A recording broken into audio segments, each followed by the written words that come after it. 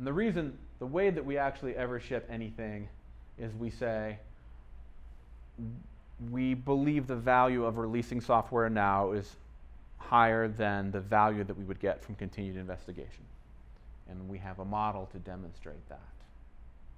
So this is a customer, and they didn't, well, I think you mentioned earlier, these are all the test ideas. We're going to put them in how long we take is going to be a column, and the priority is going to be a column. Then we can sort that. This is an early customer for our lean software testing methods.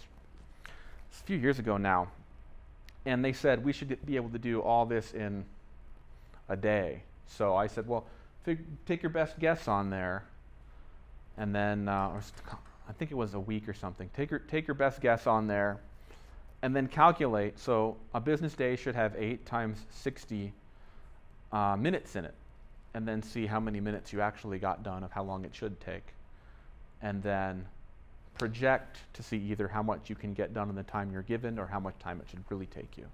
And it was a striking difference when they actually used data to predict how long the work would take. Now that was a waterfall shop. It was a few years ago. Doesn't always apply.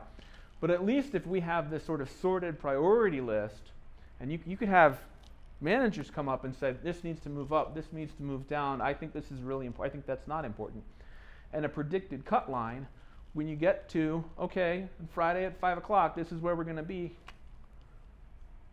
Everything below that cut line isn't going to be tested. Are we okay with that? And I've had executives say, no, I am not okay with that. You need more time. Okay, you can't ship this thing until Tuesday afternoon, if you insist. So having the visualization can actually change the perceptions. When I was a military cadet, we used to do search and rescue in Civil Air Patrol. And we had something called a grid search. So an airplane would crash and the emergency location transmitter would go off. And then we would scramble planes to fly in squares all the way around it, in extended squares all the way around it to find information, to look for the crash site. And you could predict based on where, so there's a radar system. So if a plane is crashing, you'll actually get various hits from the radar system as it starts to go down, and whether it goes down like this or whether it goes down like that, you can project where it's going to be, and you can get your probability of discovery that it is further out, and you can conduct a grid search. So this is an iterative approach to search and rescue. We can do the exact same thing with software testing, where I can test the application in 5 minutes, I can test the application in an hour, I can test the application in 4 hours, I can test the application in 8 hours. How much time are you going to get me? I'll get a trip all the way through the system.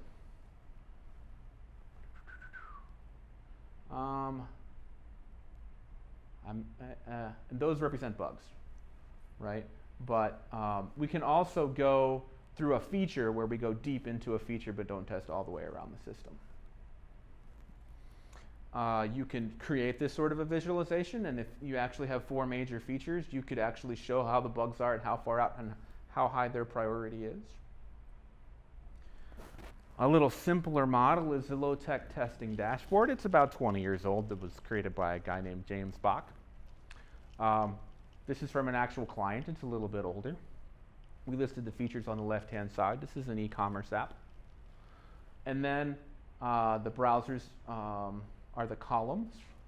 Quality is a number. Coverage is a number. They're drop-downs. And then there's some JavaScript that runs behind the scenes that actually colors it. And we had a rubric for what the various quality numbers were and what the coverage numbers were. So coverage of 1 was I breathed on it and it didn't fall over.